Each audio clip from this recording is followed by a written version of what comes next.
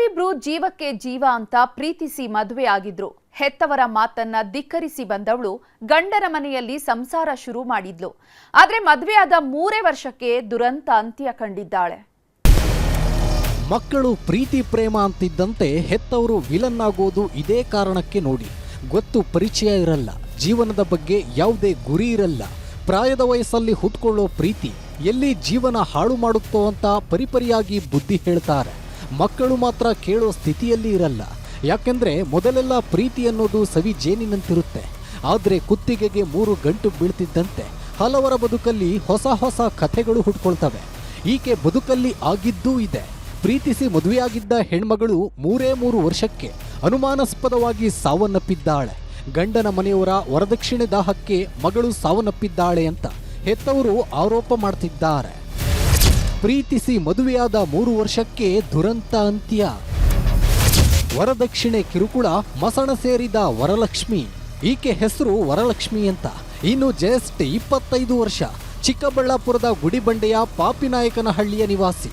3 ವರ್ಷದ ಹಿಂದೆ ಗಂಗರಾಜು ಅನ್ನೋ ನನ್ನ ಪ್ರಾಣಕ್ಕಿಂತ ಹೆಚ್ಚು ಪ್ರೀತಿ ಮಾಡ್ತಾ ಇದ್ಲು. ಆದರೆ ಇವರಿಬ್ಬರ ಪ್ರೀತಿಗೆ ಮನೆಯವರ ವಿರೋಧ ಇದ್ದಿತ್ತು. ಇಬ್ಬರದ್ದು ಬೇರೆ ಬೇರೆ ಜಾತಿ ಅಂತ ಕೆರಳಿ ಕೆಂಡವಾಗಿದ್ರು. ಆದರೆ ಇದ್ಯಾವುದಕ್ಕೂ ಕ್ಯಾರೆ ಎನ್ನದ ಜೋಡಿ ಹಕ್ಕಿಗಳು ಮನೆ ಬಿಟ್ಟು ಬಂದು ಮದುವೆ ಆಗಿದ್ರು. ಮೊದಲೆಲ್ಲ ಗಂಡ ಹೆಂಡತಿ ಚೆನ್ನಾಗಿಯೇ ಇದ್ರು. ಆದರೆ ದಿನಗಳು ಕಳೀತಿದ್ದಂತೆ ವರದಕ್ಷಿಣೆ ಕಿರುಕುಳ ಶುರುವಾಗ್ತಿತ್ತಂತೆ. ತವರು ಮನೆಯಿಂದ ವರದಕ್ಷಿಣೆ ತಗೊಂಡು ಬಾ ಅಂತ ಕಿರುಕುಳ ಕೊಡ್ತಿದ್ರು ಅನ್ನೋ ಆರೋಪ ಕೇಳಿ ಬರ್ತಿದೆ. ನಿನ್ನೆ ಅದೇನಾಯ್ತೋ ಗೊತ್ತಿಲ್ಲ. ಇದ್ದಕ್ಕಿದ್ದಂತೆ ವರಲಕ್ಷ್ಮಿ ಗಂಡನ ಮನೆಯಲ್ಲಿ ಅನುಮಾನಾಸ್ಪದವಾಗಿ ಸಾವನ್ನಪ್ಪಿದ್ದಾಳೆ. ವರದಕ್ಷಿಣೆ ನಡೆದೈತೆ. ಕಾಸು ಕೊಟ್ಟವ್ರೆ ನಮ್ಮಮ್ಮ, ನಂಗೆ ಗೊತ್ತಾಗ್ದಿರ ಕೊಟ್ಟವ್ರೆ. ಹಿಂಗ್ ದುಡ್ಡು ಕೊಡ್ತಾವ್ರ ಅಂತ ನನ್ಗೇನ್ ಇನ್ಫಾರ್ಮ್ ಮಾಡಿಲ್ಲ. ಕೊಳ್ಳಿ ಬಿಡು ಆರಾಮಾಗವ್ರ ಅಂತ ನಾನು ಕಲ್ದಿರ ಇದ್ದೆ ಸರ್. ಇದು ಕನ್ಫರ್ಮ್ ಸರ್. ಅವನೇ ಸಾಯಿಸಿರೋದು, ಹೊಡೆದು ಸಾಯಿಸವನ ಸರ್ ಅವನು.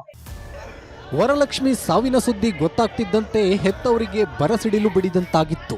ಮಗಳನ್ನ ನೋಡೋದಕ್ಕೆ ಓಡೋಡಿ ಬಂದವರಿಗೆ ಅಲ್ಲೊಂದು ಶಾಕ್ ಎದುರಾಗಿತ್ತು. ಬೆಳಗ್ಗೆಯಿಂದ ಸಂಜೆವರೆಗೂ ಪೊಲೀಸರು ಮೃತದೇಹವನ್ನೇ ತೋರಿಸಿರ್ಲಿಲ್ವಂತೆ. ಆರೋಪಿಗಳ ಪರ ಪೊಲೀಸರು ನಿಂತಿದ್ದಾರೆ. ಹೀಗಾಗಿ ನಮಗೆ ನ್ಯಾಯ ಕೊಡಿಸಿ ಅಂತ ಹೆತ್ತವರು ಕಣ್ಣೀರಿಡ್ತಿದ್ದಾರೆ.